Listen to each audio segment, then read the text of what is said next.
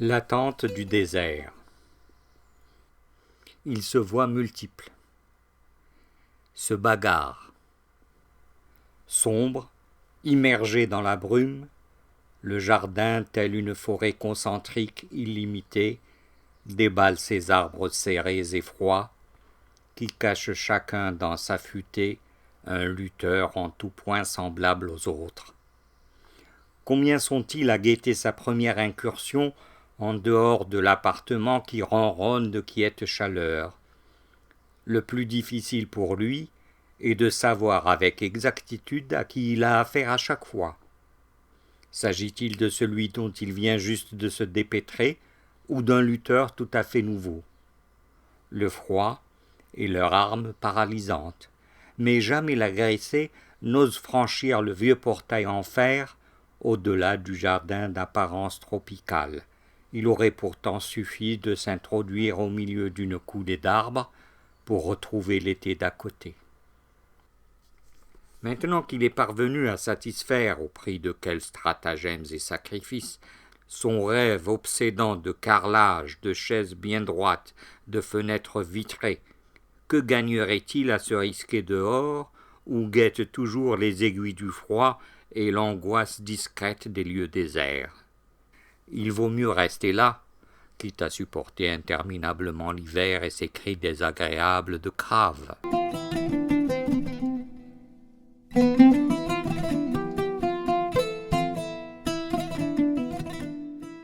Dehors, le tissu des rues a rétréci. Assaut de quelle puissance rongeuse, la foule incommensurable tient encore.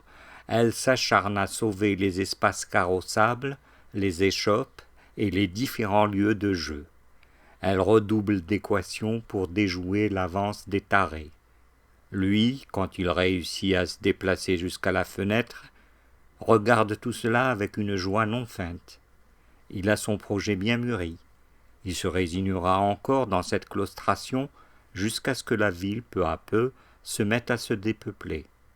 Il fera alors crisser les gonds, coincés par l'immobilité et le gel, puis ira contempler en toute quiétude ces oiseaux frileux, des mouettes amoureuses de l'eau douce, sur la Seine et les moineaux transis aux pieds géants de la tour Eiffel.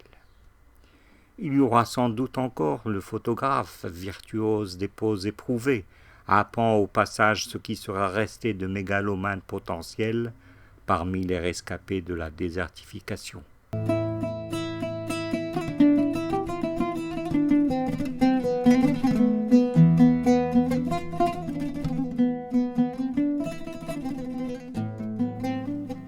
Mais les lieux dans la tête se télescopent, s'annulent comme des saisons contraires, et ce qui vient accaparer soudain le claustré, c'est un autre hiver, un hiver des années 50, dans la Soummam.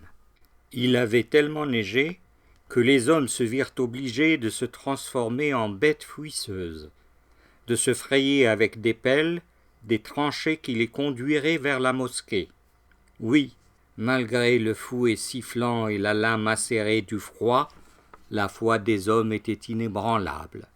On était disposé à marcher sur des tessons et des braises pour aller accomplir en groupe la prière du vendredi.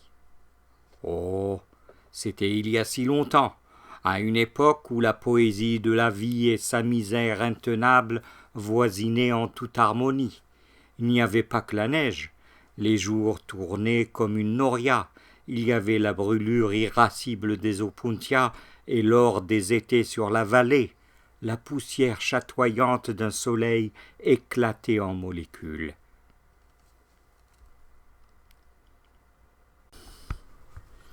La France était alors un petit Éden aérien du côté de Bdjeya.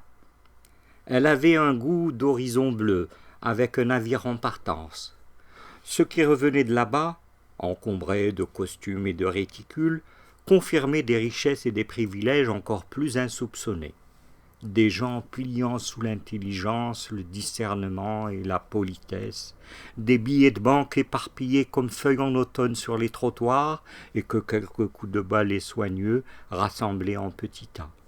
Des villes inconcevablement propres et rutilantes de bonheur, des campagnes généreuses où pommiers et pruniers vacillaient sous la charge.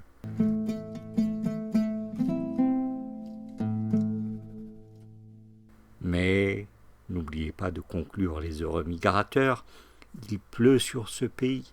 Oh oui, il pleut et gèle à vous séparer de vos mains, si précieuses, et de votre tête. Inutile celle-là, oui, parfaitement inutile, car les mains, le torse et les pieds savent à eux seuls dépoussiérer, éclairer, triturer, laminer, souder, dissocier, essorer, apprêter, étirer, effiler, tordre, soulever, pousser, compacter, compulser, décanter, démerder et enfoncer. La tête, on la laisse au vestiaire, avec le costume faussement décent et les chaussures de ville.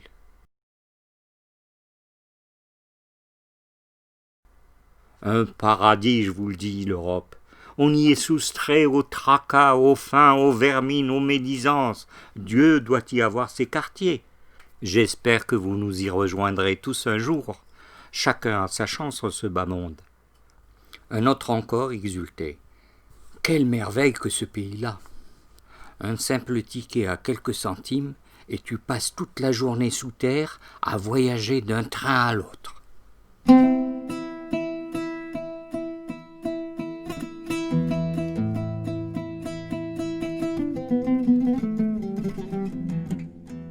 L'exil est présenté comme une délivrance. Oui, nous désertons tous le bercail. Lui aussi voulait voir de plus près ce paradis offert aux vivants. Il prit le bateau, non pas de Bdjeya, la bleue, la rieuse, mais d'Alger, l'enfumée, la trépidante.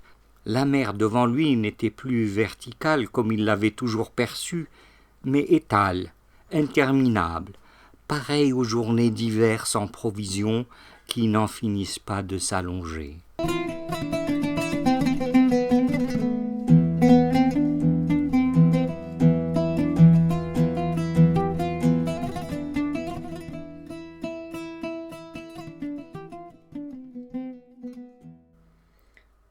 L'hiver dans la Soumam avait été tenace et rigoureux. Traversé seulement par quelques oiseaux silencieux et d'épaisses fumées de bois. Il avait neigé 2 semaines durant, et lorsqu'un soleil froid se montra dans le ciel comme un poisson d'or circulaire, le monde d'en bas n'était qu'un immense miroir, très propre, dont les reflets écorchaient le regard. Il fallait acérer ses yeux pour couper cette lumière blanche.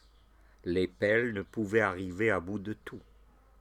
On s'était contenté de déterrer le tracé des routes les plus nécessaires, de rendre à la respiration ambiante quelques troncs d'arbres verglacés.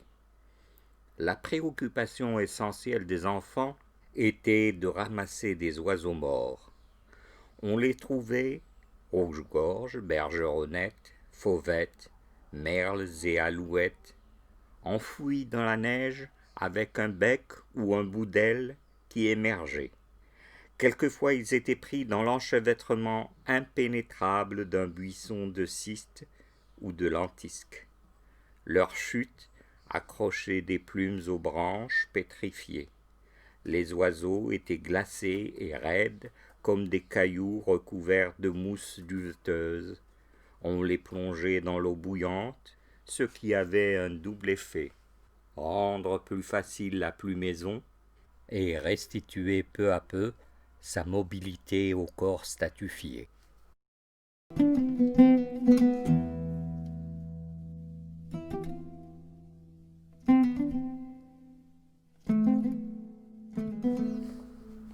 Mais l'hiver ici est un hiver de pavés chauves, impitoyable de rectitude, sans place pour les monticules buissonneux où se fourvoient les oiseaux morts. Il y a tellement de gel sous la peau et de la solitude derrière les fenêtres closes. Des ombres blanches, doucereuses, passent parfois, femmes arrachées au mirage d'une ville plus aride que le plus aride des déserts.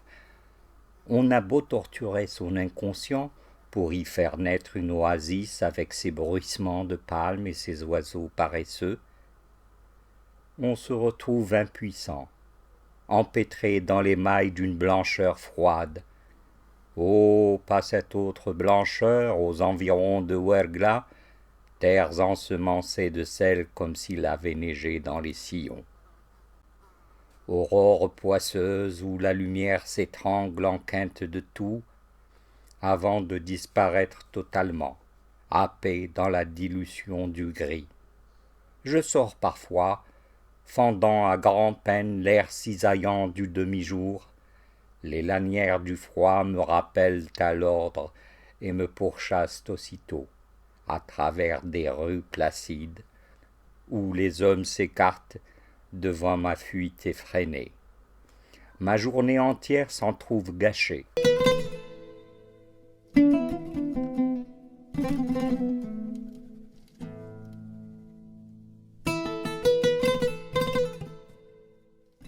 Mes rêves eux-mêmes, la nuit venue, prennent une coloration exaspérante. Essayer des pointures impossibles de chaussures, chercher durant des éternités une petite place pour me garer, malmener d'un pied affolé le frein d'une voiture qui ne répond plus. Je rêve aussi, parfois, qu'on force ma fille Nabiha, qui est gauchère, à se servir de sa main droite. Une seule note originale est venue égayer ce chapelet de banalité. J'ai rêvé la semaine dernière que mon unique sœur est morte.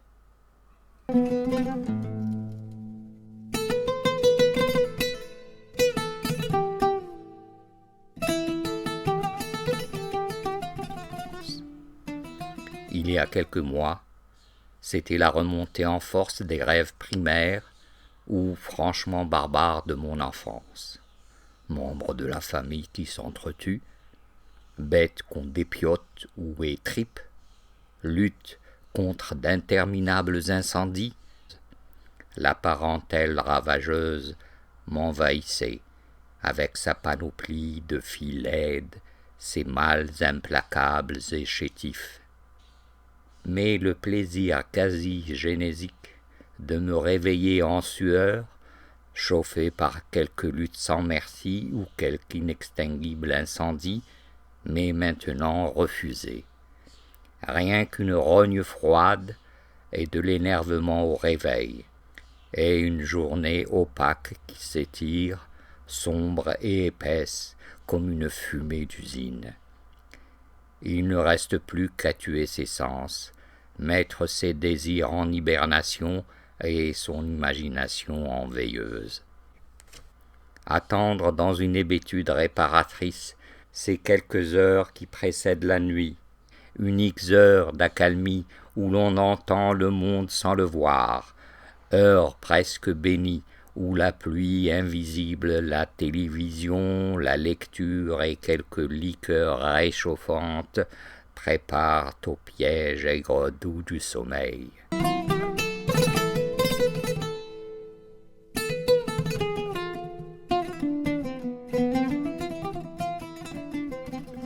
Mais j'appréhende toujours ce rêve sur le temps qui me taraude. Un cataclysme irréversible m'exclut à tout jamais des territoires de l'enfance. Une barque invisible, mais véloce, m'emporte vers un monde de décrépitude. Je regarde les années matérialisées en bêtes menaçantes, filer dans le sens inverse de mon parcours. Une détresse plus forte que l'angoisse et la mort m'étreint jusqu'à l'étouffement. Je ne peux même pas crier. Je sais que de toute manière il est inutile d'appeler dans cet univers où les verdicts sont sans recours. Le cauchemar ne dure qu'un instant et je me réveille transi, parfois le visage inondé de larmes, avec la sensation que quelque chose d'irremplaçable, d'aussi précieux que la vie même, s'est brisé quelque part.